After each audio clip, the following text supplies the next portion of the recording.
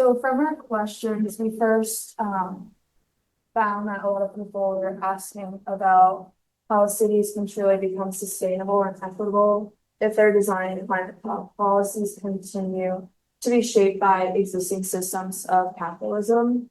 And then another question, kind of from the top two articles, is how can cities be redesigned to prioritize human dignity over the industrial profit? Another one of the questions from the last two articles, well, I think was how can we incentivize people to live in homes, not just own them? Kind of talking about like the zombie cities and the ghost cities. And then another one was how can we make a street a place of the community, place where people that feel safe.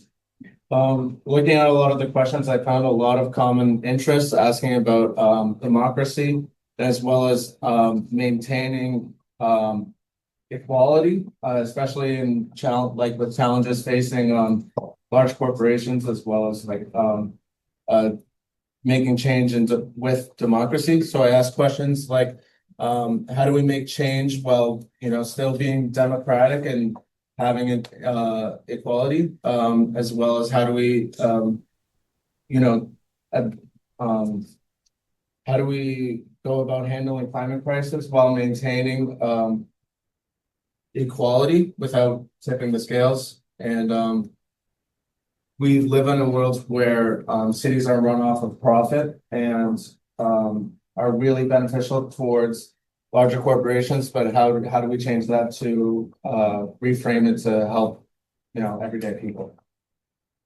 And additionally, with Rand's point is the No Landamore article. She kind of talks more about how there needs to be an open democracy where people can have the opportunity to talk about the climate issues and talk more about how the people can be more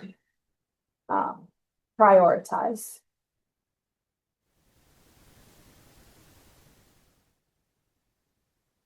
Any questions regarding our questions?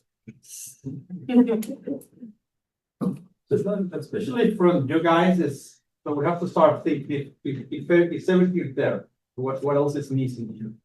So there is a general idea about the how we design cities be more democratic and more inclusive with the tensions of profits and capital. That's the main. But I don't know if anything is missing. It's time to open that thing too.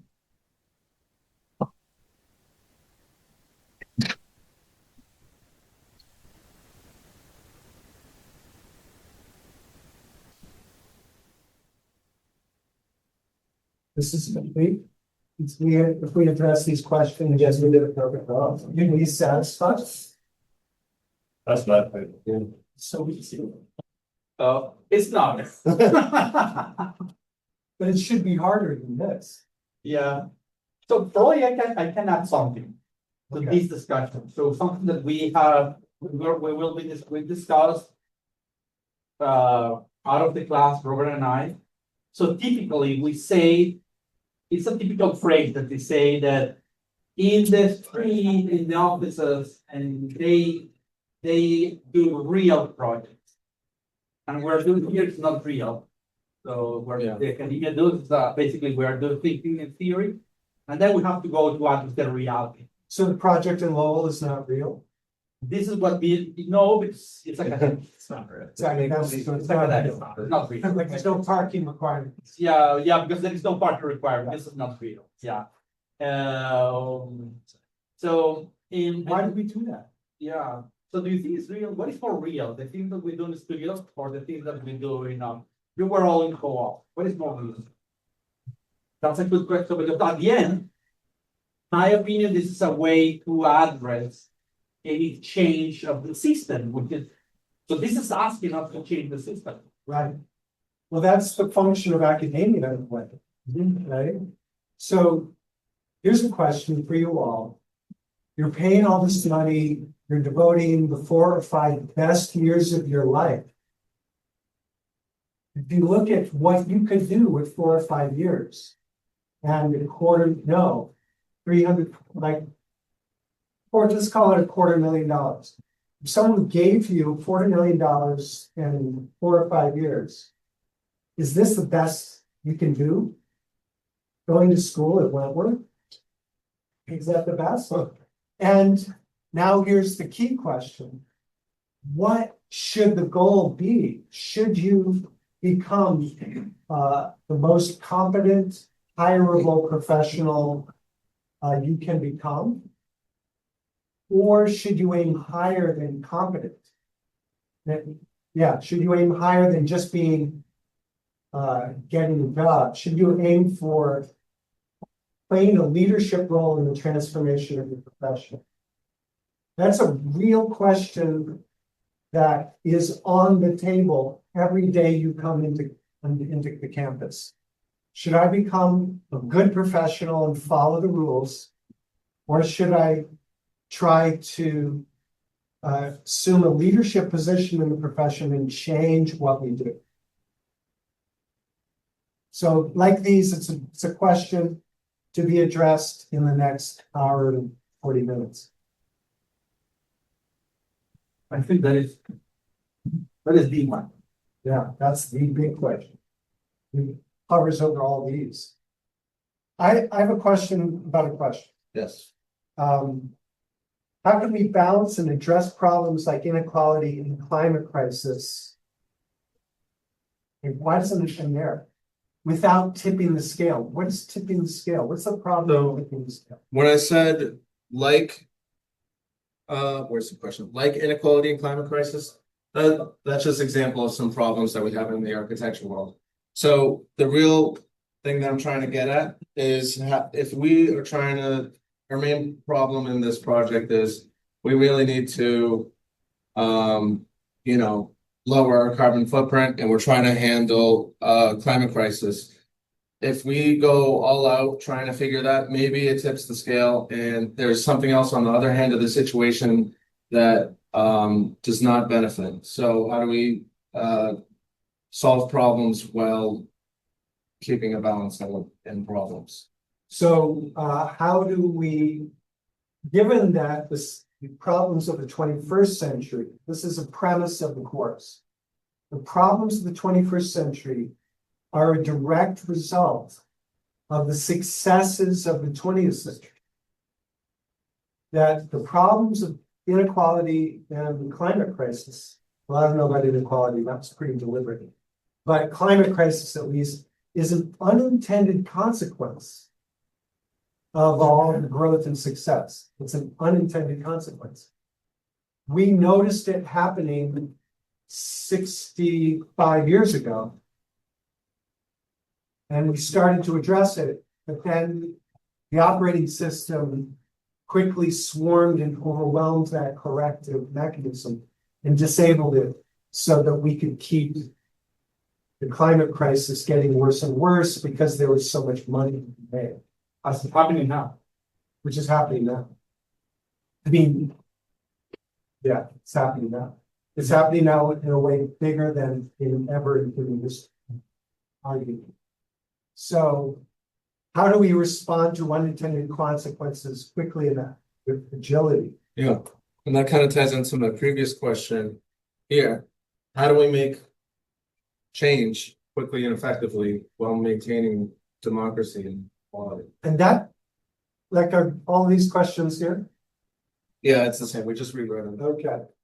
So I want this one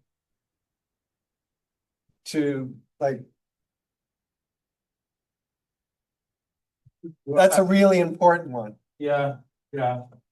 Because if you I look, just want to highlight that. yeah, if you try to have empathy for the people who voted for Donald Trump, why would so many people vote for Donald Trump? Because there's frustration with the status quo. There's frustration with how cumbersome and slow and ineffective these mechanisms of government are. That's why we vote for fascism. That's what happened in the 30s with Mussolini and Hitler and Stalin.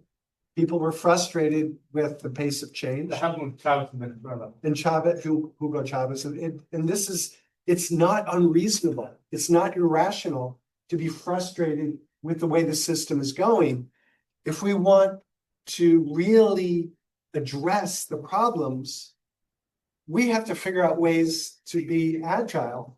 And the housing affordability crisis that we've been talking about all semester is exhibit A for why people would be attracted to fascism.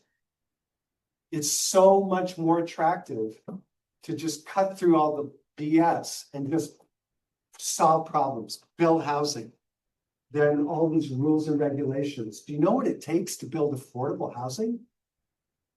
It's really hard. We talk about it a lot in school, but then when you get out to the real world, I can tell the story. Most of the projects I've worked on for the last 30 years have been luxury housing projects. Me. Even me. Because it's so hard to build affordable housing.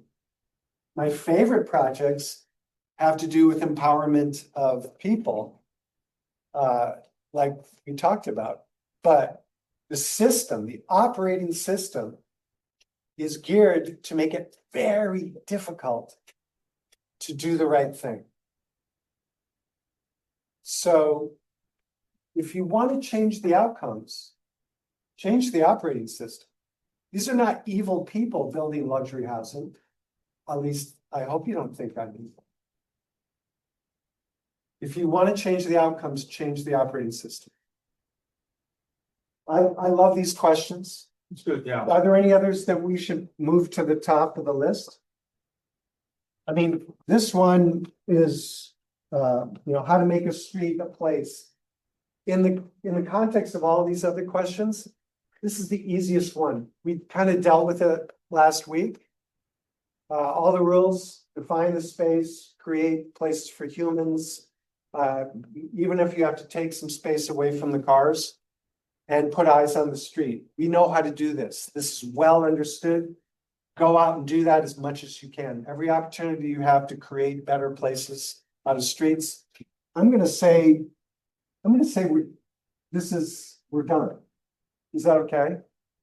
Like, I don't know if are we gonna learn more about how we can make streets into a place for the community? You already addressed that. Well, yeah, we'll keep working on this, but in the context of these other ones, this isn't this I feel like if you compare number 4 and number 5 is like, oh my God, this is the big one.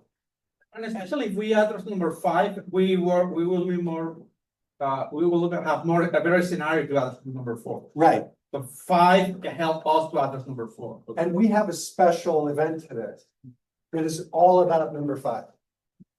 How do we take these institutions like community development corporations and help them be more agile to act in competition with private enterprise? So yeah, let's start because we have a special activity today. We'll address probably number 5. Let's do it. Yeah. Okay. Well, thank you very much. Thank you, everyone.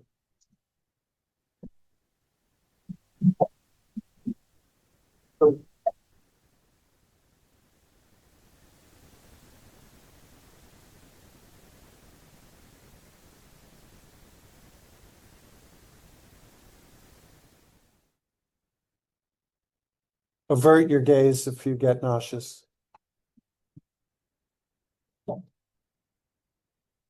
Okay. So what's going on here?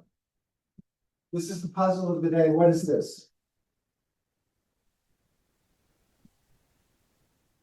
Have to, like that picture, Yeah, they have to offset the roads to make it straight in the context of like the slopes or, right?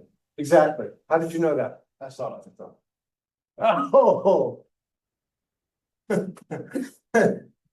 So usually it doesn't go like this. Usually no one knows. I give hint after hint.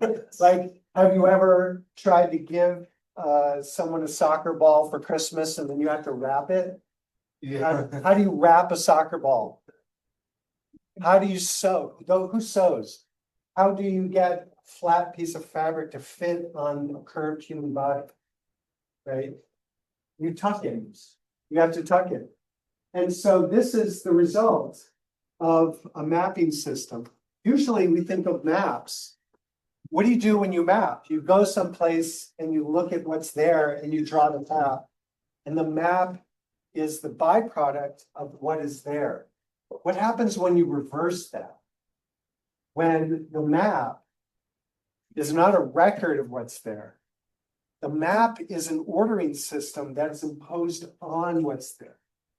And imagine you're driving across the country and it's late at night, you've been driving for 6 hours, you're a little tired, and you're just going straight, you're going straight north forever. And then all of a sudden you have a right-hand turn. People die here. There's a consequence to this offset of this north-south road. People die, hundreds of people die at these intersections because they're so unexpected. You drive for 40 miles and this road is absolutely dead straight for 40 miles, and then there's a 90-degree turn. You got to pay attention. Okay. So this is a case where, like an architectural plan, the reality of the world changes according to the abstract constructs of design and architecture. So the territory has to conform to our abstract conceptual constructs of landscape. Okay, so I was hesitant to lump these two lectures together. One about industrial cities that are the key to capitalism, and two, the way grids are used to reproduce cities quickly as a mechanism for expansion. But I think it works. We'll see. So here are the chapters. It's actually 7 chapters. I have to delete one. So at the core of this is the question we return to all the time, because it's worth reinforcing the fact that architects used to just produce projects that were given to them, but we can't afford to do that anymore.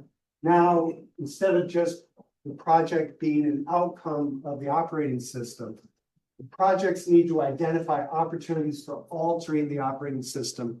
That's how we make significant changes in the outcomes.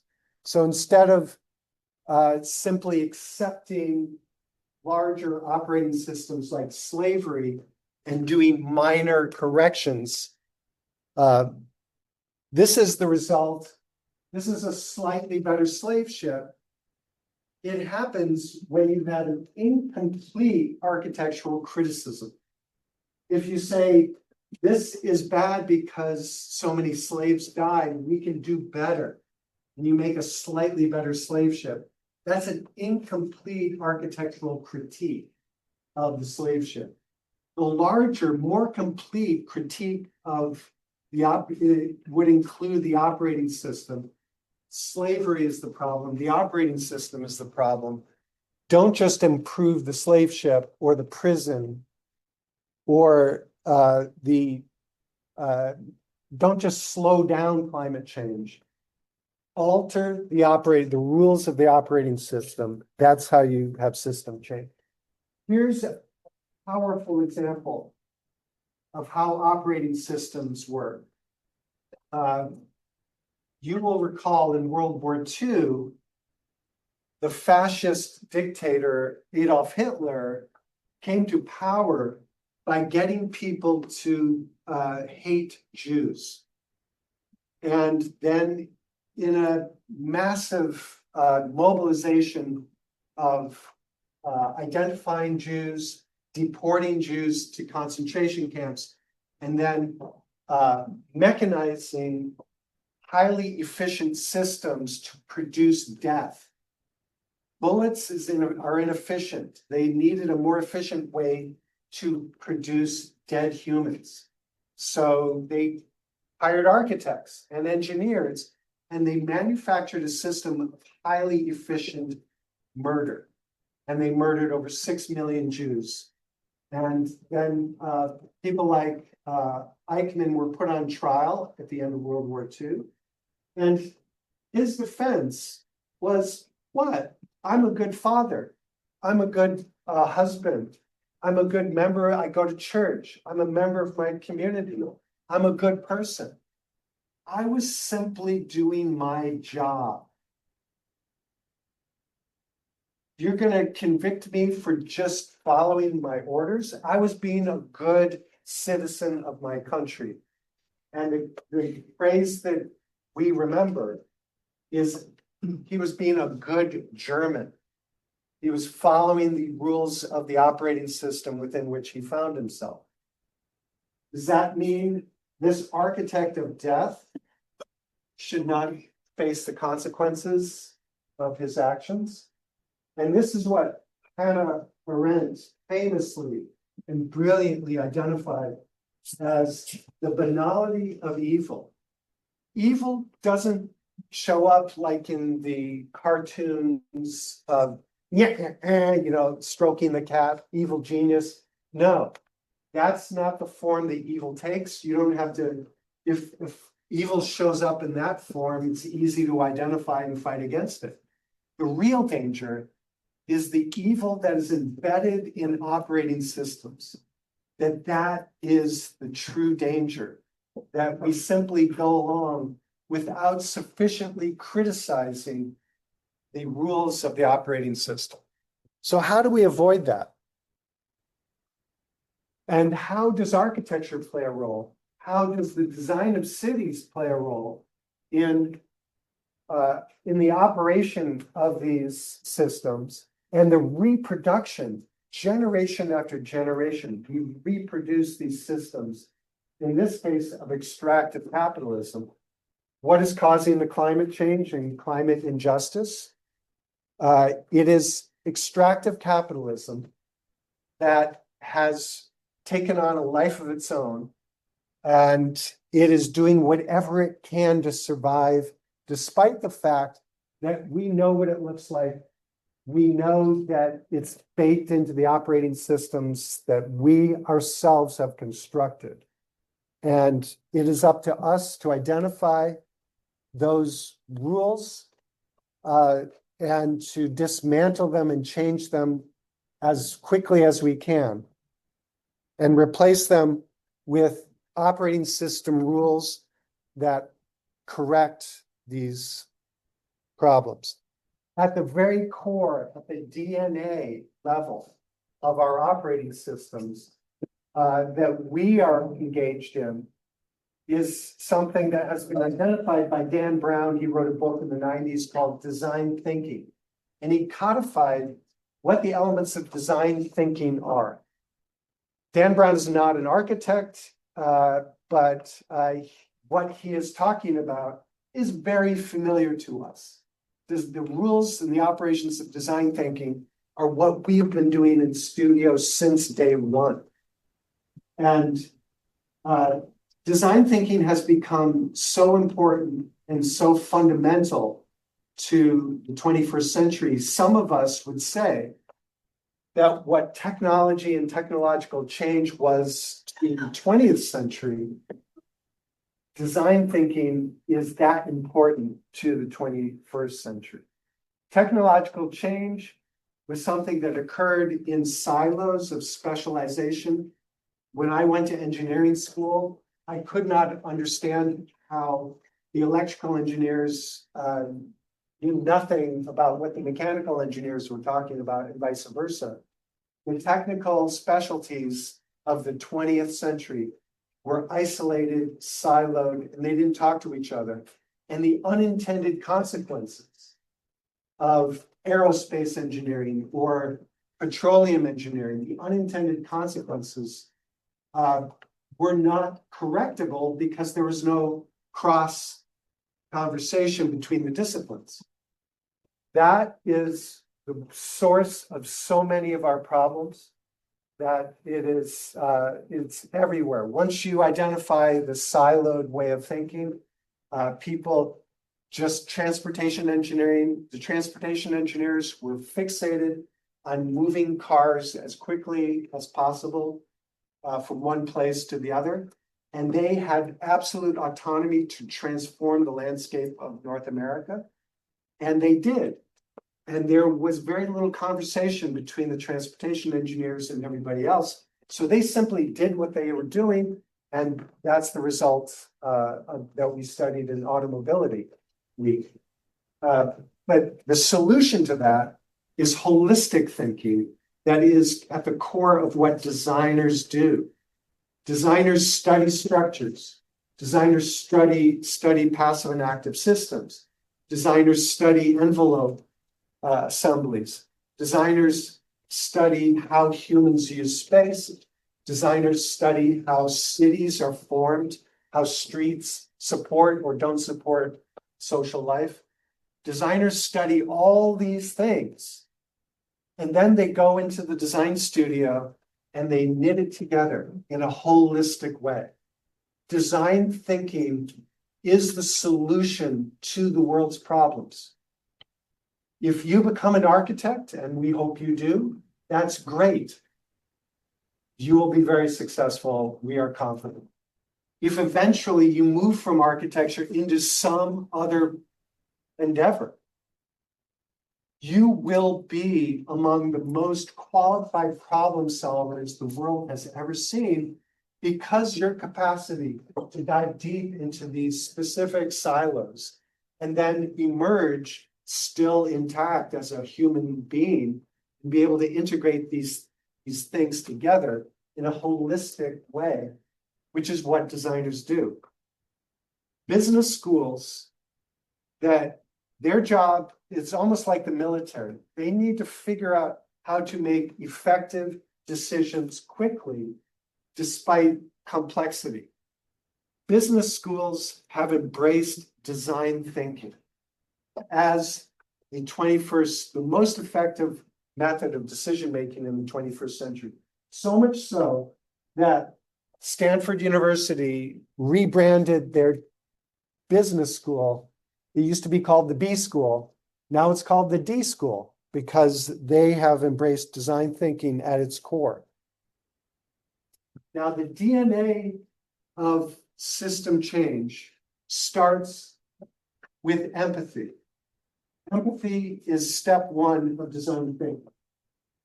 These are the steps defined by design thinking. We do this very well in architecture, but this one deserves special attention. Having empathy for users is so important as the key to altering the operating system, as to make it a focus of special attention. It's so important that it made it into the DNA of everything we do in the analysis assignment. You notice how the analysis assignment, at the core of the analysis assignment, is not just saying, oh, look, there is a street wall that has lots of windows on it. No, it goes beyond a description of the architecture to statement that requires empathy for the user. Every sentence at the core of your analysis paragraph says this design decision results in this user experience change. You cannot succeed in the writing of an analysis paragraph without having empathy at the core of the sentence structure. It's in the DNA of how we think as designers. And because this is so important, it made it into the very core of every sentence you write when you sit down and do the analysis assignment.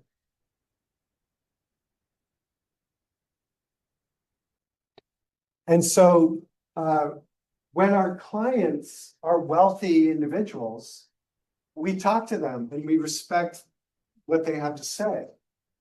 We need to bring that same attention to groups and communities. When we have meetings with communities, they need to be heard. They need to feel like they're being heard.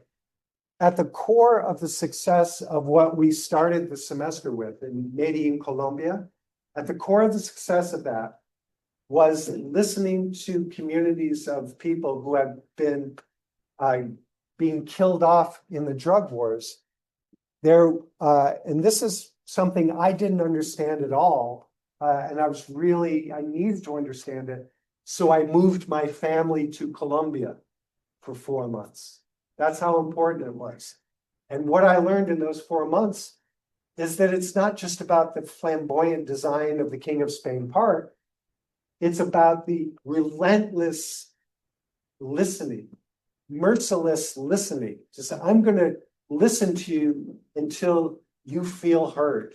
And that was the key to the success of the projects in Medellin, Colombia. You don't see it so much in the architecture, but you feel it because the people feel like this is not just some flamboyant object perched on the side of a hill. This is ours. We did this. This, you can see that our voices made a difference. It went from 1 shape to 3, and because the community demanded certain things. So how can city design be leveraged into operating system design? By bringing empathy for all users to its core. And there's a fundamental problem with the way we measure success in cities.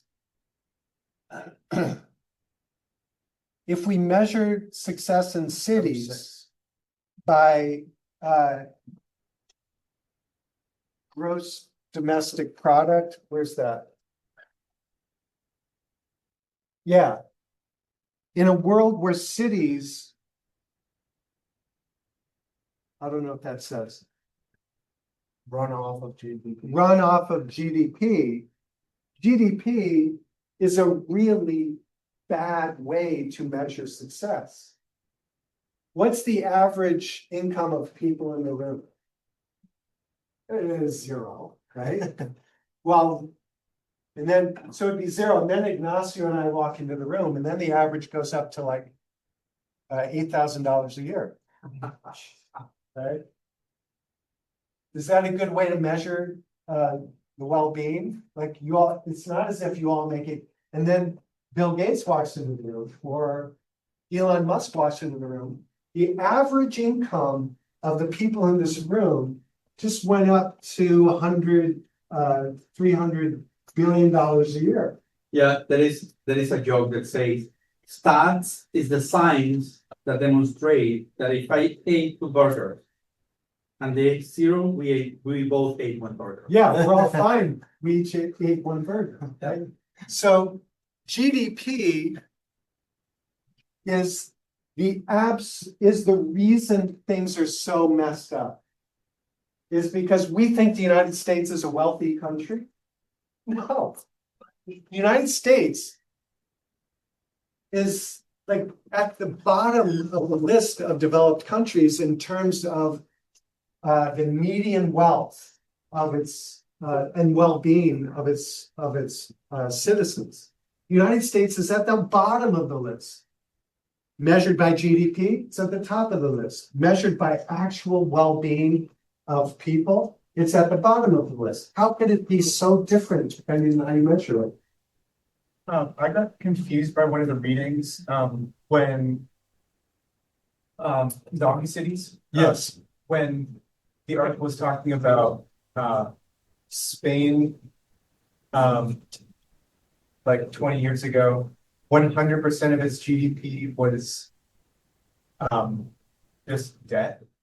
I don't understand. The level of its debt was equal Okay, to the level of its income. that was It was extremely in debt. So 20 years ago. So a very awkward, to say the least, risky situation. But they're doing much better now. Thank you very much. Okay, so that's a long preamble to this idea of capitalism. Like when you study capitalism economics in high school, and I hope you did, you know that the 4 components of a capitalist system is land, labor, capital, and profit.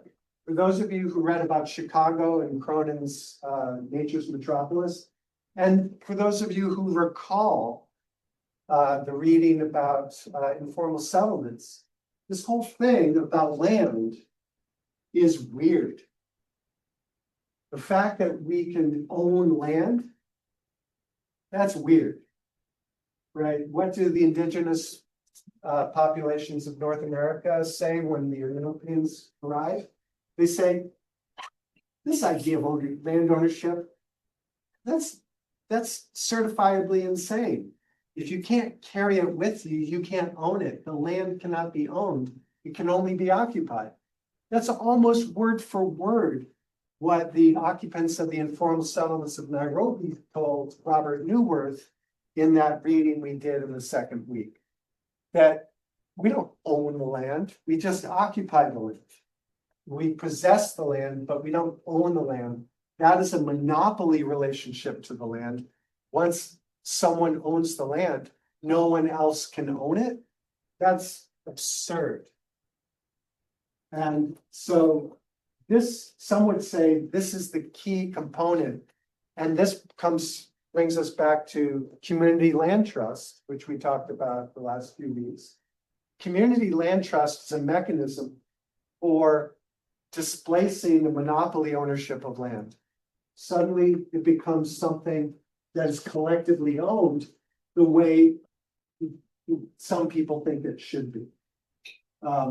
Labor is all in relationship to land. Labor needs to be housed in a location where they can reach the means of production. So factory labor, before automobiles, factory laborers needed to be able to walk to the factory. And so a lot of what we look at in terms of the capitalist city has to do with that. And then the ideas of profit, that this is not enough, that we actually have to extract the value from these things in order to generate profit.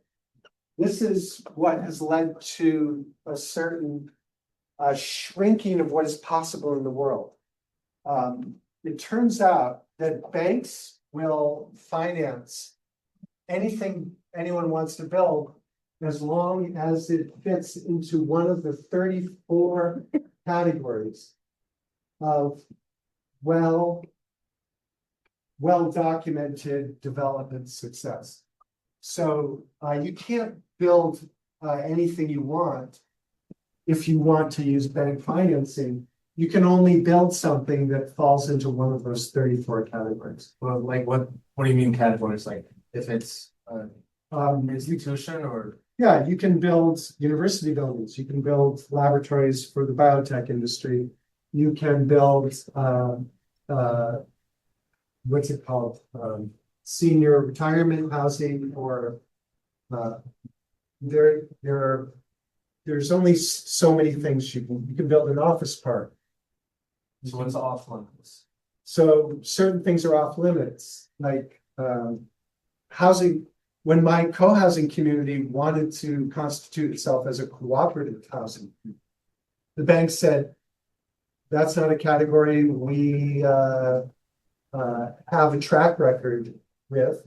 You cannot use the cooperative housing method. You have to use the condominium housing method to build your co-housing community. This is having huge consequences for what we are not able to do in terms of housing affordability. So the requirement of extracting profit that is at the core of the operating system in terms of banking rules for how you build things, that it severely limits what can and cannot be built. You know, if you're independently wealthy and you have $100 million, you can just do whatever you want. But that's not very common. Is that number 34 from those books there? Is that just a result of research? Is that just the right number? There's an article that we should have you read by Robert Davies in Threshold, a journal called Threshold. It's published at MIT, and it was something like 1996 or somewhere around there. And it talks about financialization as the limit of what can and cannot be built. Yes. What is the difference between capital and profit? So capital, what's the difference between capital Capital and and profit? Capital is what we invest in, like buildings are capital, are physical assets. Okay. We invest in factories, we invest in roads, we invest in housing, we invest in buildings. It's the physical and the money that it takes to do that. And then, okay, we're gonna keep moving, you know. So we're gonna skip Naomi Klein. So now we're gonna do a rapid history that you've all had. You study Greek architecture. You studied Greek architecture in History Theory 1. You studied Roman architecture. You studied colonialism in History Theory 1 and History Theory 2. So we can do this very quickly. And I have all these slides that are extracted from those courses, in part ready to respond to these questions. But these questions, I think, are more relevant to contemporary situations. So the big takeaway here is, how do cities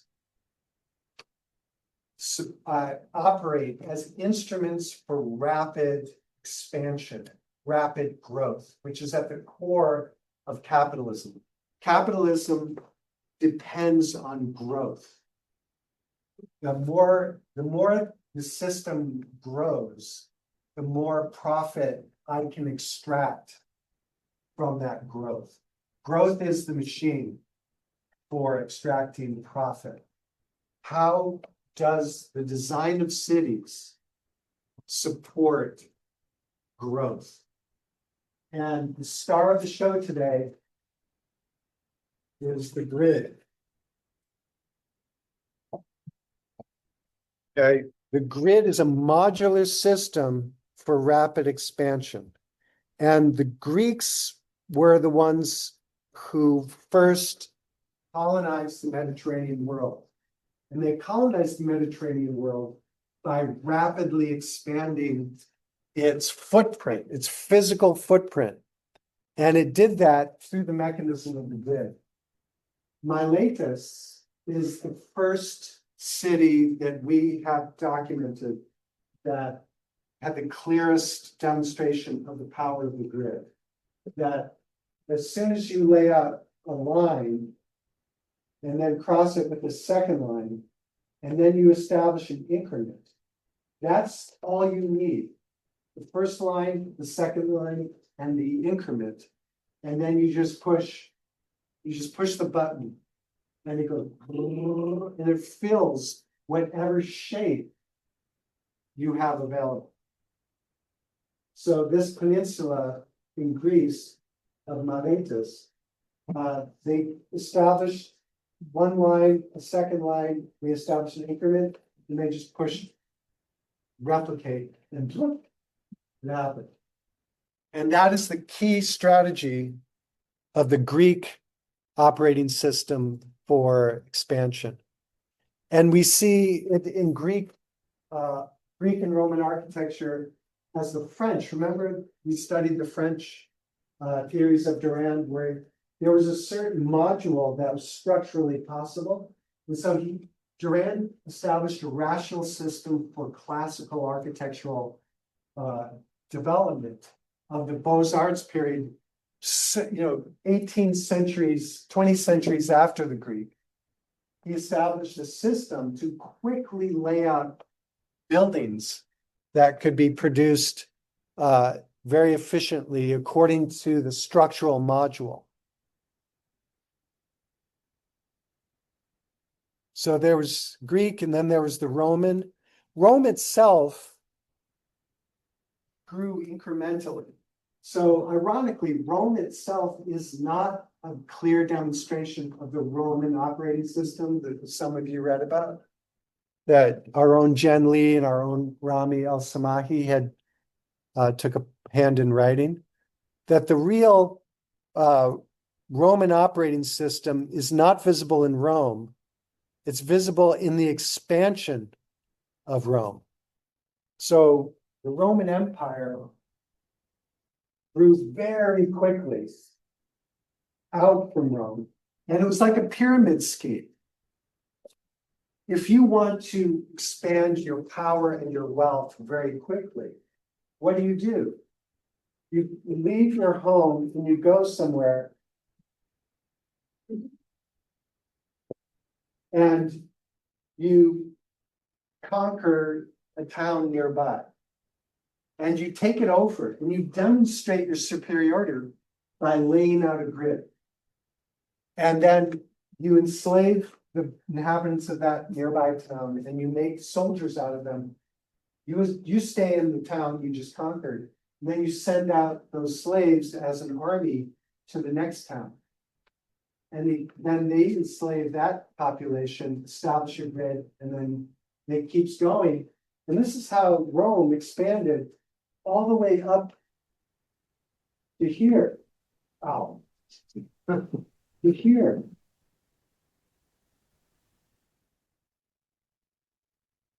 Oh, but then they got driven back to here.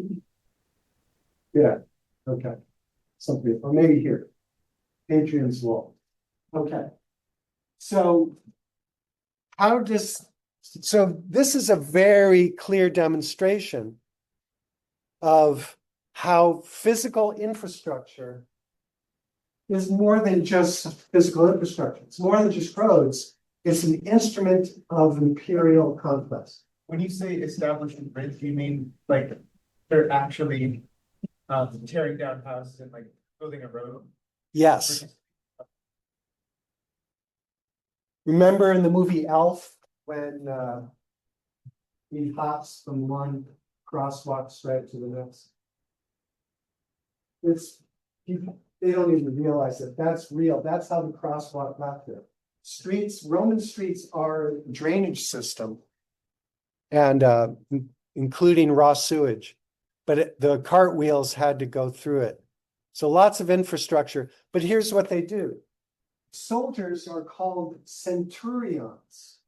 Centurions are the people who lay out the century. Century is 100, right?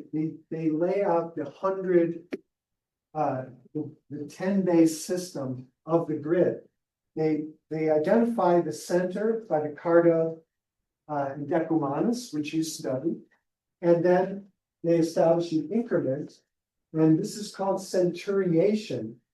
They use sight lines to lay out a grid. And they demonstrate their control over the territory by establishing these grids. And they start out as military camps, but then they build permanent and they become cities. And long story short, they are at the center of European cities. So we can look, this is a little game you can play when you visit European cities. You and your friends can say, you can impress your friends by saying, I know where the original Roman layout of the city was. Can you see it? Who sees it?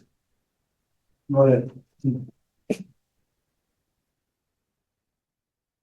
Is this what you saw? Okay. So what city is this? Do you recognize the city? Here's a hint. Whoa, whoa, whoa. Wow. For centuries, the largest dome in the world. What city is it? What is it? This dome is by Brunelleschi. What city is it? Florence. Bing, bing, bing. So the original Roman city had a wall. And once you get to the gate of the city, you go off to the next town. And so you can see where the gates are because the roads change direction. And then as people move outside of the walls, outside of the urbs, walls are the urbs. as you move outside the walls, you are moving outside the urbs, or you're moving sub-urbs. So you move out to the suburbs. This was the original suburbs. That means outside the walls. And as people become important and that land becomes valuable, you build another wall. And so on, it repeats. So now there's a gate here, there's a gate here, and the roads change direction at the gates. And now you can you see where the next wall was? Do you see it? And the next wall? Do you see all that? And because the city was built up here, you couldn't bring the railway right to the center. You'd want to, but there's already a city here. It's very expensive to bring the railway into the center. That's why even with the big dig, we didn't connect North Station and South Station. And you can play this game all over Europe. And you can, as you fly over Europe, you can see that the grid didn't stop at the edge of the city. You grid the farmland as a strategy for expanding agricultural holdings.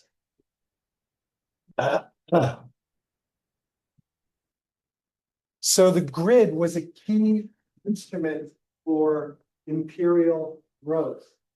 The Europeans, we're jumping forward another 6 centuries beyond Rome to when these tiny little countries of Portugal, first Portugal, and then Spain, they set out across the world to find the source of spices and take over and become extremely wealthy looking for those spices that are all here. But in the process, they conquered the world. And so how do the Europeans, when they set out to conquer the world, specifically the Catholic Europeans of Portugal and Spain, the monarchies of Portugal and Spain, the Catholic monarchies. So this chapter of our story is all about how the kingdoms of Portugal and the kingdom of Spain set off to conquer the world. And they did it when they arrived in Mexico City, or as it was called then, Tenochtitlan, they encountered the largest city in the world. And it was laid out as a canal city, and it was laid out on a grid. And it reminded the Spaniards of how powerful grids are. Europe had kind of gotten out of the habit of the Roman operating system, but they rediscovered it in Tenochtitlan, Mexico City, and they used it to establish a quick control of the Americas using what is called the laws of the Indies, the Spanish laws of the Indies. So cities throughout Spanish colonial Americas were laid out according to specific rules that are basically an updated version of the Roman operating system. Establish a town square, build a grid out from there, put your Catholic church here, put the governor's palace here, and repeat. And it included a system of agricultural, let's call it slavery, but because they were either killing the indigenous peoples or converting them, it's frowned upon in Christianity to enslave Christians. So they couldn't enslave Christians, they had to employ the Christians under the encomienda system. But it boils down to the same thing. It was forced labor. They built over the indigenous religious centers and used and replaced indigenous religious architectures with Catholic architectures. And they extracted wealth moving forward. So that was the royal system. And so The Portuguese and the Spanish were limited in how quickly, how far they could go, because the monarchy, the limitation was the monarchy. You could only grow as far as the wealth and resources of the monarch allowed you to grow.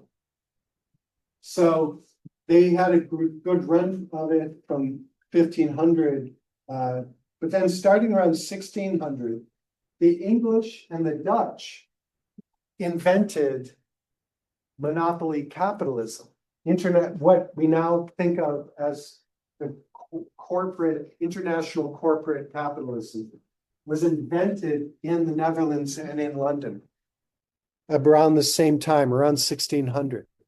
And their system became much more successful because it was capable of mobilizing more resources because it wasn't limited to what the king could afford. Individual investors could invest in companies that then sent these fleets of boats overseas to conquer lands.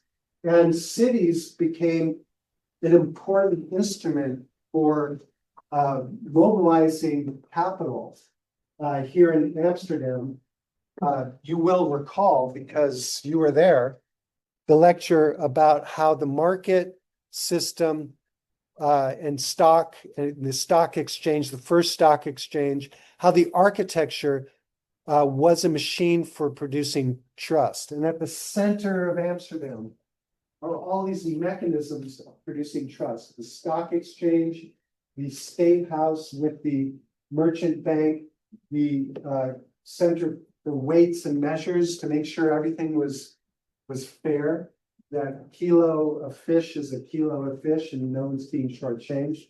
So these are the mechanisms of establishing trust that was at the core of paper exchange. And you could have a piece of paper and that gives you shares in the company, the joint stock company that sent the boats across to Asia, where there's similar architectures, but this time in the Asian side of the trade, it was more about the control of labor populations. So there's the Dutch side and there's the Asian side. And controlling population had to do with controlling where people lived. Here's the two canal cities on either side of trade. Amsterdam, the northern side.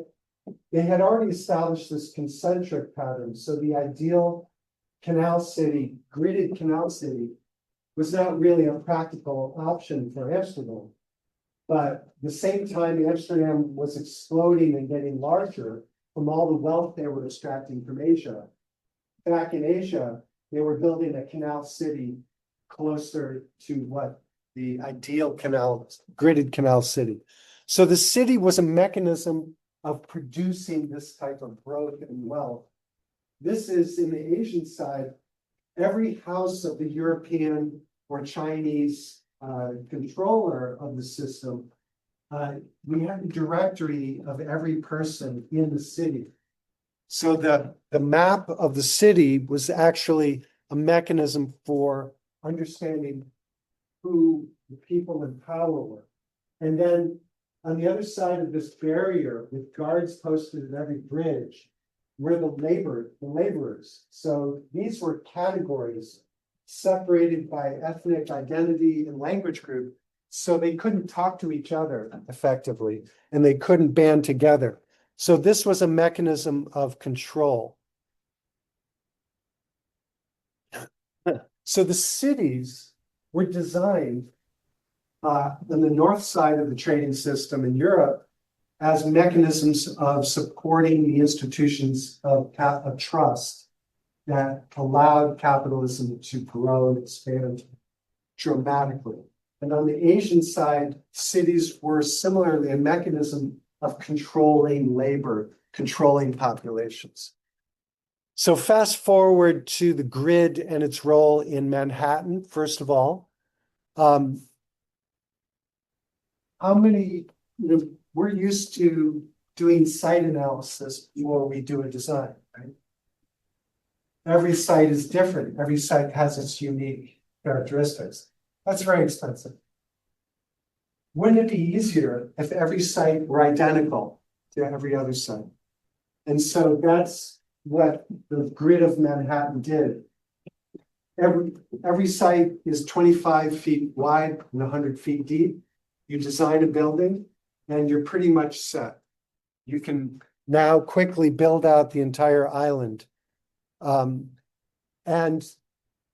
as a result of the types of critique, the deep critique of housing conditions for the factory workers that started with Engels, most famously, those of you, did you read the Engels description of Manchester? Those types of descriptions caused the operating system to respond and say, look, we need to address this. Every dwelling unit needs access to light and air. There needs to be windows. This is better than what was happening before, but it's not good enough. So they switched to this one. But still, there are rooms, there are bedrooms that don't have any windows. So we changed the rules. We changed the rules of the operating system. This is a positive example of how architects said, this is inhumane. None of us would want to live in bedrooms with no windows. So the rules required these light and air shafts. These would be built next to each other. And so there would be a way for at least air, not much light, no direct light, some light, and a little bit of air would come in through the shafts. This is the one I lived in when I was in architecture school in New York. $750 a month. Down on the first floor. So fortunately, across the back lot, building burnt out one night. And so light could come into our window through the shell of the building that remained across the alley. But this is design, and repeat after me. Every bedroom must have a window. Every bedroom must have a window. Okay, thank you. We still have thesis students showing up designing apartments. Every thesis students, yeah. Thesis students show up designing apartments, bedrooms with no windows. Friends don't let friends. So the grid, the strategy of the grid that quickly made it easy to buy and sell land and to quickly build out Manhattan. That strategy was extended by Thomas Jefferson to the entirety of the United States. Going the wrong direction. And so we have the National Land Ordinance that produces the gridded pattern of the United States, resulting in this mystery solved right from the start. So we lay out a grid across the continent so that we can quickly conquer the continent, displace the indigenous populations. When the Europeans arrived, the population was about 20 million. And very soon after European arrival, the population of indigenous peoples dropped to 500,000. 95% were killed or died of diseases. Here's how you wrap a soccer ball with wrapping papers. We make these little adjustments.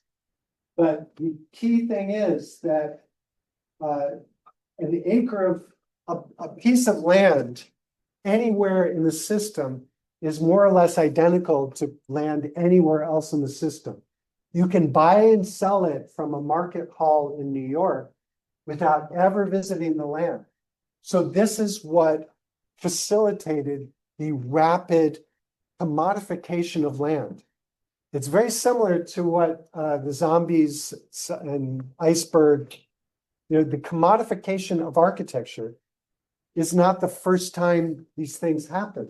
The commodification of land that we saw in Manhattan was then extended to the entire continent of the United States, so that you could quickly buy and sell parcels anywhere in the country. And this is just an entertaining little thing that shows how these corners are dealt with. That's the video that saw. You saw this video? Yeah. Pretty cool, huh? And so the grid is what makes it possible to quickly buy and sell land.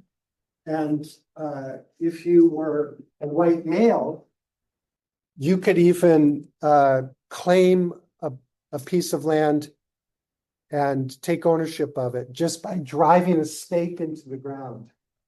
After the Homestead Act of 1855, I think. Chicago. So the grid, the punchline of Chicago, and all we have time for is punchlines, is that the city of Chicago is more than just a city. Because of the grid, the city of Chicago is a node in this system of resource extraction. So some would say Chicago is the loop. It's just a small thing. The city is this thing.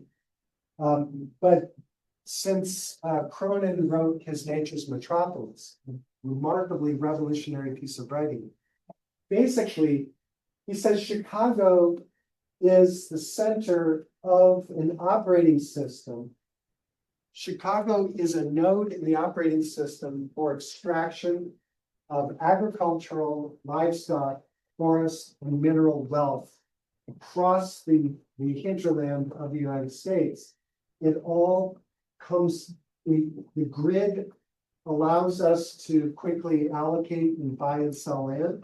And then the grid allows us to bring those resources into Chicago.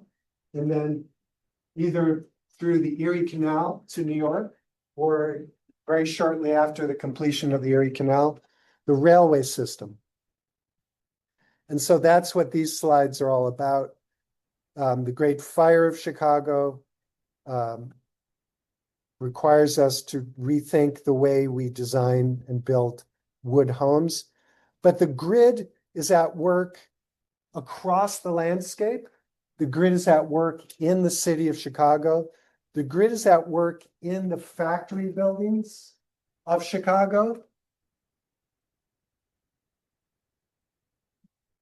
The grid is at work in the stockyards of Chicago. It's all a gigantic machine of wealth extraction, ingeniously optimized to the point where instead of killing hogs and then transporting the hogs to the factory for processing, you keep the hogs alive, you keep the cattle alive, you march them to the top of the factory, you hang them on a wheel, then you kill them, and the weight of the body of the hog drives the whole factory machinery, so you get the energy for free. That's how insanely optimized the whole system is. And it's all one of the key strategies for optimizing the system is the star of our show, which is the grid. So I think that's enough.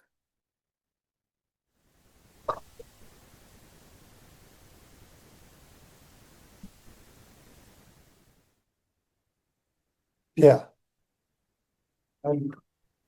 There's this, but I guess the way I want to end this is operating systems are there to be displaced entirely. Like some of your friends when you're up late in the dorms talking about how your generation is going to change the world. Some of your friends are going to say, and they're not, this is not wrong. They're going to say, the problem is capitalism. We need to get rid of capitalism. We need to go to socialism or communism or whatever. Right? Do you have friends who say that? Who says we can change the world? Well, once you get over that, late at night in the dorm, through whatever chemical enhancement you guys currently are interested in. Someone's gonna say that, and they're not wrong. That is one method for changing the world. But if that's the only way we can change things, we're all in big trouble, because the capitalism is the operating system that we use. Whenever possible, our suggestion is to find a way to work within the operating system the way housing reforms in New York worked within the operating system. Rules were passed, rules were changed to make sure that every bedroom had what? A window.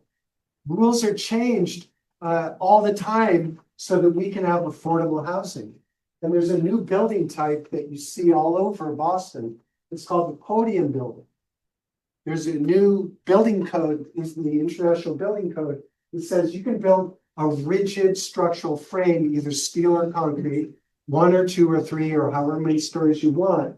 And then on top of that, you can build a separate wood frame construction, as long as it's separated by a 3-hour firewall, which you all understand what that is.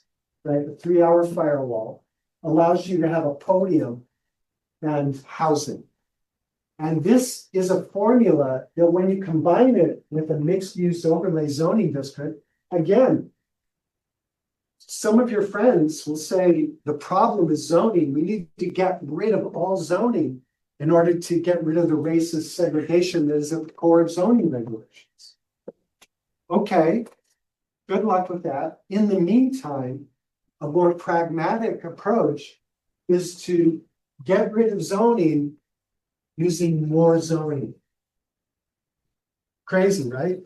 So every city in the United States is now debating the imposition of a mixed use overlay zone, which basically you put a layer of zoning over the existing zoning. You don't get rid of the old zoning. You simply put a new layer on it and say, instead of having a single use, you can have multiple uses in a single parcel. And when you combine those two things, you can have retail or community uses and then housing. Because before you put the mixed use overlay, you can either have commercial or you can have housing. You can't have both. So this combination of two things are both working within the operating system to alter the outcomes. Yes. I was gonna ask, can you tell us like one example of the existing city that has like this zoning over something? Boston, Cambridge, Somerville, Newton, Actually, everywhere. everywhere. Basically, the main streets, we love main streets, but it's illegal to reproduce main streets. So those of us who love main streets and are struck that, hey, that's wrong. We should be able to have, instead of 1-story of commercial, go down Mass Ave and you see these 1-story commercial buildings. It makes no sense, except when those 1-story commercial buildings were built, it was single use zoning. There was no mixed use overlay. They wanted to make housing over commercial, but you can't make 6 stories of commercial. No one goes up to the 6th floor to go to your store. So you have all these 1-story commercial buildings throughout New England. Insane. People recognize it's insane, so they passed mixed use zoning. So now we can have 1st floor retail and housing above. Okay, Okay, another question? I gotta change, okay, yeah. I'm guilty of liking this type of structure, like I like being the resident of, unlike the retail at the bottom. Yeah. But the reason why a lot of this is happening is because our population is growing, or we have a lot of migration over in certain parts of the country. That's the only reason why we're actually building and changing these things down. Like, it's a positive, but it's also a negative. And while we build these new structures, there's also gentrification happening. There's a lot of changes. There's a lot of people moving around because they also can't afford these structures because they're brand new. Well, this is the solution. A lot of communities will say, no, don't turn Marlboro into a city. The reason I moved to Marlboro is so I can escape the city. There's a lot of NIMBYism that says no to higher density, no to mixed use overlay districts, no to podium structures, no to multifamily dwellings. And the housing affordability crisis is forcing this debate. We need higher density, especially served by transit, because there's a reason higher density is bad. We don't like, it's not that we don't like people, we hate people's cars. So higher density served by transit is the winning formula for solving this problem. What problem? The problem of housing affordability. Can we jump for this? Yeah. So I have to say something, I'm we'll turn on the lights, please, okay? So one of the big issues that we are discussing here is standardization. So this system works through standardization. Actually, you are working in Studio 6, trying to add many standards that we have to add. So there is a book by James Scott, very famous one called Being Like a State. Seeing like a. Seeing Like a State. He said that basically we need standards in order to support the system. And this standard needs an oversimplification of the reality. We need to oversimplify the reality. We have to put some ideas away. And in that way, we can effectively make decisions because we are more efficient. We standardize the reality. For example, we have a lot of regulation that impedes us to change the system. And actually, sometimes what happens, I was in Uruguay last week. And when you say that you're a designer, it's like you're saying a bad word. So being a designer, being an architect is a bad word. Because if you want to change the system, you are the guy who would follow the standards and build for the standards like the grid in order to support the system. But if you want to change the system and look at differently, you are not following the standards, that you are not being addressing the complexity of the reality. So what we are trying to do today is do a real case exercise. Let's put that in. I need, well, at least help me Tyler. I got 5 hours. Yeah. So can I have one? No. Here's one. Thank you. So there is a real problem that we are having in Somerville Community Corporation. Do you know what it's done? It's a CDC. It's a Community Development Corporation. I volunteer for that corporation in the last 4 years. Who's president? I'm now the president of the organization, yes. So we are having a big challenge now that the standards are not helping us to be more affordable. Because this is a real case. So we're trying to use this exercise, Liam, to address this question. If we can address this question together. So we have 20 minutes, we can do it. So I want one volunteer, and actually, I don't know if you remember that we were talking about participatory democracy. And so we're trying to do a real case of participation here to see if we can address this. And honestly, it's a real case. I need your support. We're having this challenge at Somerville Community Corporation. We have a board meeting in a couple of weeks. We have an executive meeting next week and a board meeting the following week. And if everything goes well, I will go with the board meeting with the result that we have today. So please help me. So, okay, I want one volunteer to read this for everyone. Who has a good voice and a good team. Who can read that for me? Raise your hand. We don't have that many time, so we have to move forward. Okay, so read loudly, please. He's gonna read the context, the dilemma, and the tension by having the mission of the Somerville Corporation in the screen, and read carefully and ask me any question you have. Right, okay. The context. Somerville Community Corporation, SCC, is a nonprofit developer that owns and buys homes to keep them affordable in one of the Massachusetts' most competitive housing markets. After years of financial instability, SCC is finally getting is finally back in the black. But the organization now faces a new challenge. Its mission to preserve affordability is threatened by the speed of real estate deals in Somerville. Competing buyers move in fast with cash offers, leaving SEC out of the race. Dilemma. To compete, the CEO wants flexibility, the power to make quick 10,000 offers on properties without full board or committee approval. He argues that without that speed, SEC will lose more homes to the private market, accelerating displacement. But the treasurer insists on stricter financial oversight.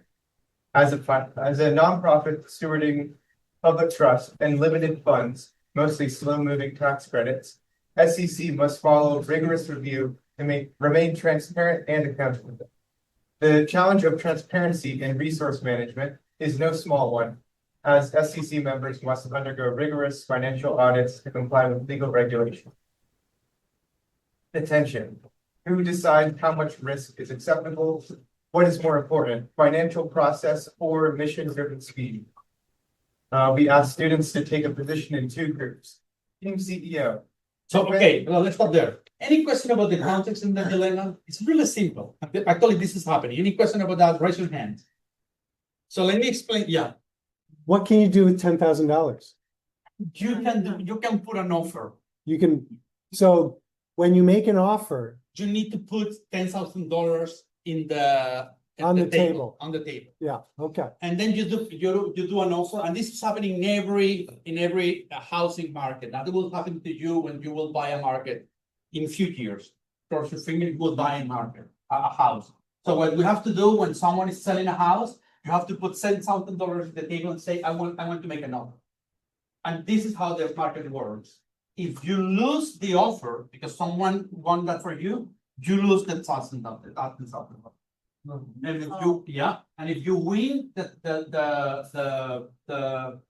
offer, it's part of the money that you pay for the. It's a lot of risk. It's a lot of risk. But the issue here is if you don't put the offer in the table, you will lose houses because there are many people who can buy houses. Actually, if you have the money to buy the house cash, it's not an issue because you can say I have the $1 million and buy the cash, you're right. But this is how we work is through tax credits. So we need to put an offer in order to buy time while the credit works in the bank. Any other questions? Yeah. So who do you give the $10,000 to? To the person who owns the property? To the person who currently owns the property. And so when you say that the $10,000, say if both you, me, and Grant give $10,000 and you get it, so we lose the $10,000. Yeah. Our collective $20,000. Does he just pocket that money, or does that go towards something else? She's basically so they pocket that money because there are a lot of things that you have to buy it's not they goes to the banker, they goes to the regulation, they go to the taxes you have to pay to many places. Okay. So but in any case, when you put those $10,000, you are losing that money. It's a lot of risk. Yeah. Any other question for me? Are you sure what you understand the challenge? So what is happening now to SEC is the CEO, Gonzalo, he's asking us to have this capacity to risk $10,000 because the other thing that is happening is that because the market is so hot, so fast.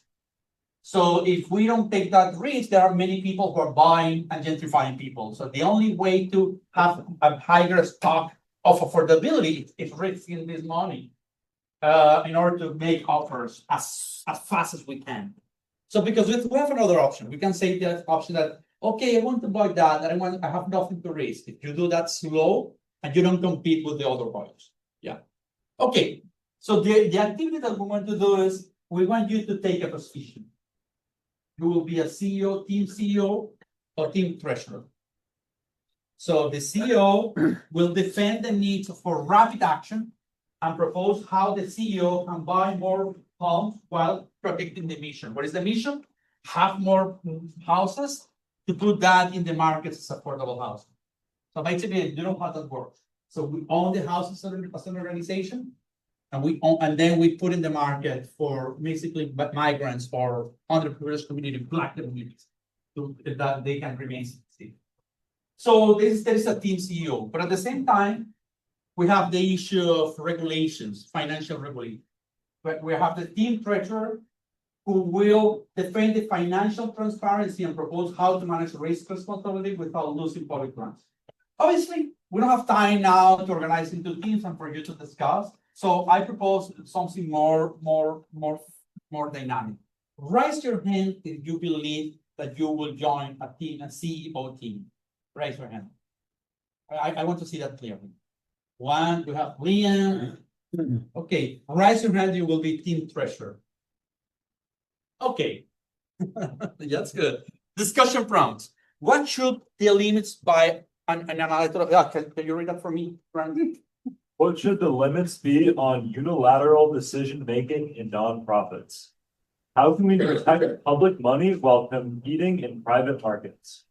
What architectural strategies, for example, adaptive reuse, modular construction, densification, and complete acquisition strategies to expand affordability? Continue, please.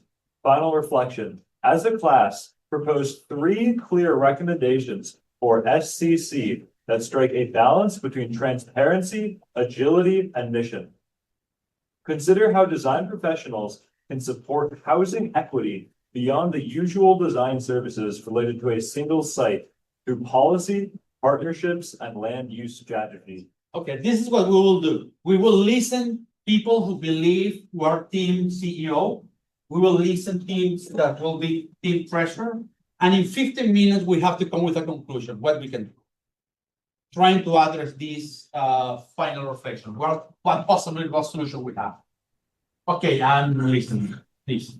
I think a good way to start might be to just have questions we have, like,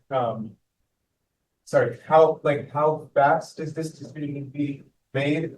Like, is it really necessary to have the CEO? Yeah, let me be honest. When a market was the house is selling in Massachusetts in a week. So actually, you go to this house, they have an open house, you go there, and you have to put an offer in the table the day after. Right. In less than 25 hours. And that week, the decision is taken. It's that fast. It's happening everywhere. Right. It's that fast. And the properties you're looking for are the triple deckers, Yeah, the that's 2-family. We're trying to keep housing inside the city because it's much more easy to say we will move underprivileged communities very, very far away to Revere and beyond. Yeah, to Everett. To Everett. So we want them to stay in Somerville in order to avoid gentrification. That's the main goal. Demi. Seems like the problem is just not happening fast enough. So maybe what this company needs to do is have some form of subcommittee that is designated for specific types of plots, right? So if they're looking at bigger things that are more like expensive, then it goes to the full board committee, this giant group, something that's like really important. But if it's smaller lots, maybe they have a subcommittee that's made for just attacking at those smaller zones. That's a good idea. Yeah. How that? Yeah. Let's move forward to other solutions. Let's listen to others, and we can come back to that one. Team treasurer. Team treasurer. Yeah. What? Actually, your team treasurer. Not team treasurer. Because if you go with the CEO, what good is a company if you're burning money left and right without any action or plan? So you make a plan that effectively affects both sides. And we trust you. This is no offense against you. I'm saying that someone When I else. say you, it's the CEO. You, the CEO. We Yeah, trust you. I'm not the CEO in this case. I'm the president, but I understand that. Okay. Yeah. I'm president of the board. Actually, the treasurer and the CEO are under my management. Okay. Yeah. But we trust the current CEO, but what if someone gets into that position who we don't trust? How can we hold them accountable so that they're not losing 10,000 right and left? Yeah, but I see a challenge with this position. Because the CEO is the one that may be making the best decisions. Under 10,000 there, 10,000 there. But now you have to look at the outside party. The outside parties can go, he put in 10,000, 20,000, that automatically goes to No, that's- What you say 20? No. These are not bids, these are just money that is required when you put an offer. So he's putting an offer down, or the CEO is putting an offer for 2.2 million. But the offer has to be backed up by $10,000.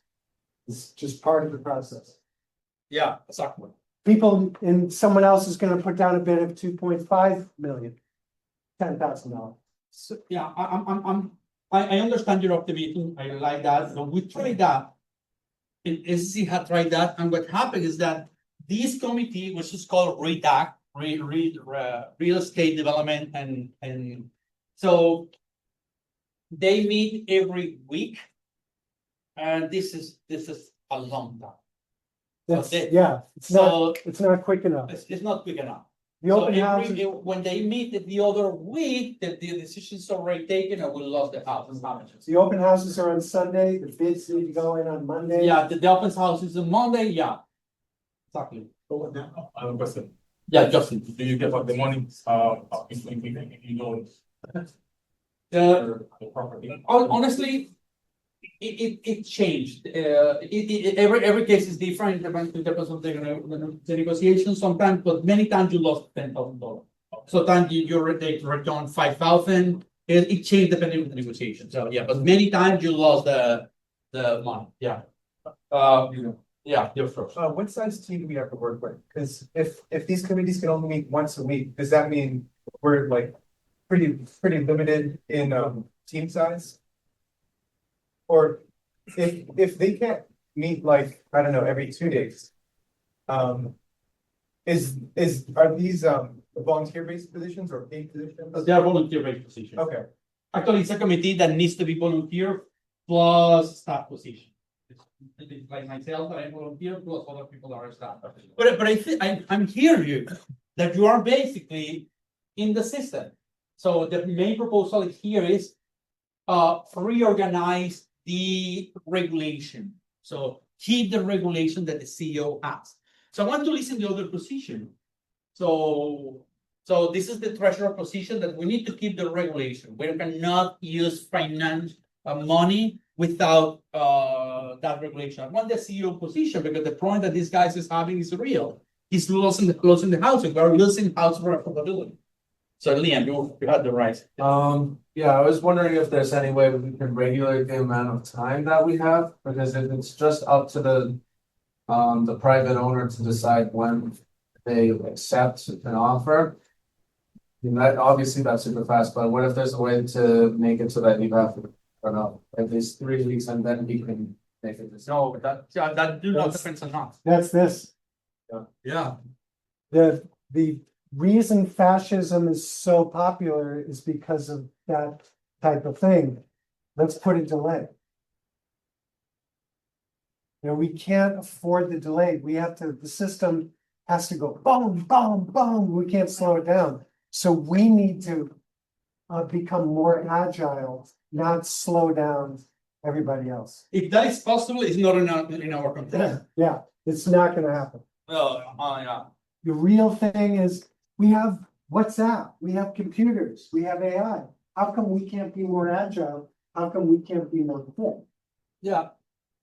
But I have one question. If a house costs $2 million, one home. Yeah. And we are willing to put $2 million to buy a house. Actually, we want to buy at least 10 houses per year. Yeah. We're talking about $20 million. Do you think that 10,000 is that much? Yeah, So tough. I just want to put that in perspective. 10,000 is a lot for me, for Ignacio, but not for the real estate market. That's nothing. But I'll be the treasurer. This is why we were in the red before. We were irresponsible with our $10,000. No, that's not true. Oh, it's not? No. Okay. The reason because we were in red is because we decided to buy 100 homes in one step. Oh, And the guy who did that was before I was in the organization. They didn't count that when you buy a house, it's not only the house, it's maintenance. So we need to have put more, Very expensive. and it's very expensive. They didn't put that money in the budget. They have to buy to have for an additional um,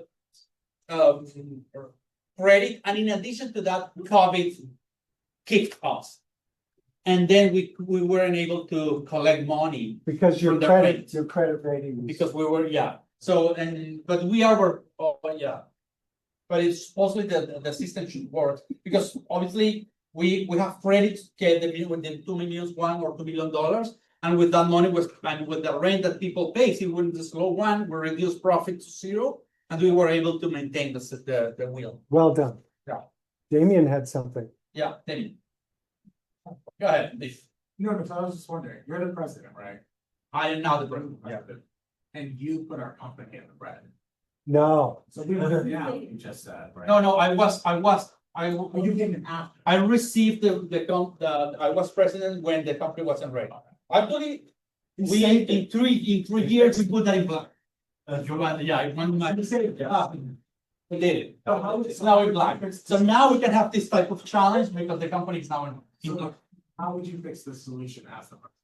How we fixed it. Yeah, what is your proposal? My proposal. So no, I have one proposal here, but but I have to say that as a president, I'm leaning more to be more team CEO than team president. And I try to find ways to give more flexibility. We really want to have more affordable housing. And we have the feeling that we cannot do that with who follows the rules of the system. We have to do something different. So what? And I have the feeling that this solution that we're having today is basically following the rules of the system. We need to do something different. I don't know what, but we have to do something. But how do you satisfy the concerns of the treasurer and still have the flexibility to put? Yeah, that's the question. So where's the treasurer? Treasurer, what are you concerned about? Team treasury. Yeah, well, sorry. Yeah, you have the right. Well, how long are the meetings? Like, once a week, how long is the meeting? So like for 8 hours? Why can't they just like split it up and meet every day? Oh, yeah. Because honestly, I have to be honest, it's a volunteer position. They teach in universities, they have other commitments, They have family. they have families. It's not that easy. You have to, I'm sorry? You need to start paying them, just a little bit, little change. Yeah, but Even then, meeting every day doesn't necessarily help. yeah, it's like, They meet for an hour and a half, and sometimes it runs to 2 hours, 3 hours. yeah, and at the same time, it's not real that this team is here not only to take these decisions, they have to manage the other home that they have. So the meeting have a lot of, so the bureaucracy that you need is not that fast. And you need to call the bank and to be sure that the bank can give you the credit that happens. So there are many things that should happen in order for us to be sure that we will win this. So if we want to be safe, so my point is that you cannot compete. I'm gonna say that clear. With a Russian guy, because this is mostly of the guy, who have $200 million in their pocket, and they basically buy the house by cash. So as an organization, we have to follow so many rules and many in order to have check and balance, so many rules in order to be sure that we can buy that house. And we cannot compete with a Russian guy to have $20 million in the pocket. He's doing it as an investment, right? He's doing that as an investment. Basically, he's buying that as an investment. They don't care if people are living there or not.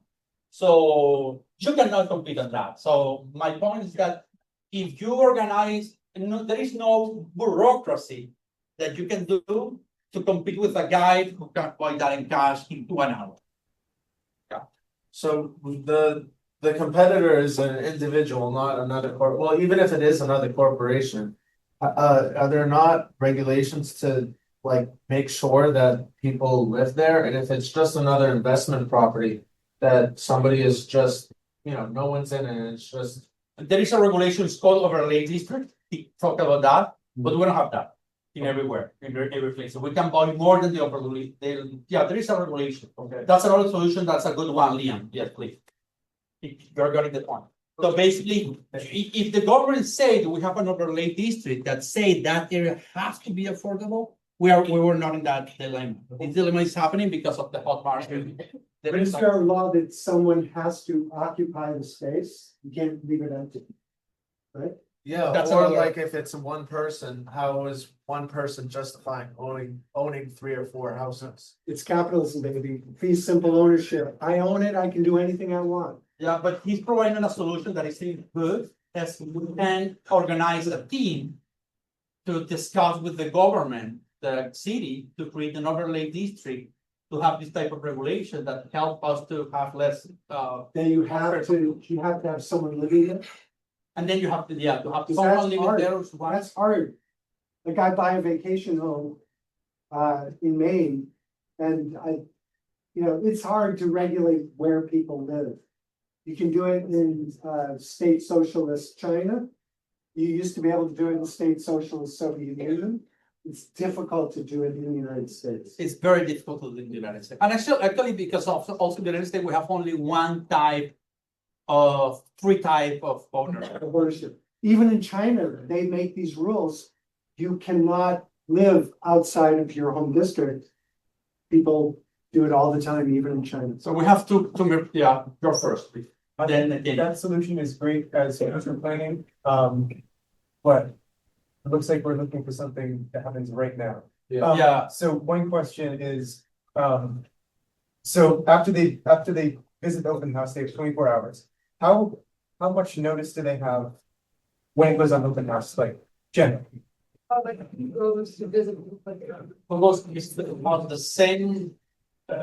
is it the CEO? It is sometimes the CEO, sometimes some people from the redact, particularly. Yeah, it changed depending on the home. Yeah. Okay, how much time, how much notice they have? How long notice we have? They open, so they happen. Open house on Sunday, Yeah. bids on Monday morning. Yeah. And then they close it and stop accepting bids. So they just do they just say open house today? Yeah. Be there. Yeah, But it's it's traditionally on the weekend. it's traditionally the weekend. So that's not a possibility here that because we're almost running out of time. Obviously, some of the proposals. Let me listen, Damien, and I can wrap up with some comment. Damien. Last idea. We are assuming our CEO is at least fairly competent, right? He can make a smart decision. Yeah. What if the treasurer, right, knows our finances, sets aside a very specific, maybe it's $100,000 budget for the CEO, essentially 10 projects per X amount of time. Yeah. And this CEO then can go, okay, it gets after that, whatever time period, he now has the opportunity to go and do this, right? He's smart, he's not gonna make a dumb choice. And then that 10,000 gets rerun up after every incremental period. So that way, everyone's happy. So this is exactly what I'm proposing. Well done. Yeah. What I'm proposing is You're hired. include your hire. Include in the budget a certain amount of money. Yeah. 100,000. That we are out of, and we can assume that we can take a risk of losing 100,000 in a year budget. Not 150. No, yeah, $150, and they are making this calculation now and say, dear CEO, you can use the money, it's yours. Right. Obviously, they have to, provide reports about where they are, but he has that flexibility. So we have to stop now. We need 1 minute to listen to these guys, but the reason that we decided to do that is because the things that we are discussing in class are not abstract. Right. They are not theory. They are happening every day. This is operating system stuff. Yeah, so and this is happening everywhere, and that makes it very, very difficult to make the city more equitable and more affordable and just the playing field. So we know that we are almost running out of time, but let's listen our team for 1 minute. The most important is not only what we answer, but what else we have to answer for Tuesday. Yeah, what do you guys have to address as you choose analysis examples between now and Tuesday? So the questions that were answered the least, one of them was, can cities truly become sustainable and equitable if their design and climate policies continue to be shaped by existing systems of capitalism? Well, I guess we did answer, but what I had under that is rewrite the system. That applies to a lot of these questions because it's very vague. The question, how can cities be redesigned to prioritize human dignity over industrial profit? That was answered a lot. We talked about and many different ways to cover that. Want me to explain? Yeah, jump in. We answered a lot of them. We addressed, not necessarily Like, answered. Yeah. Jump in.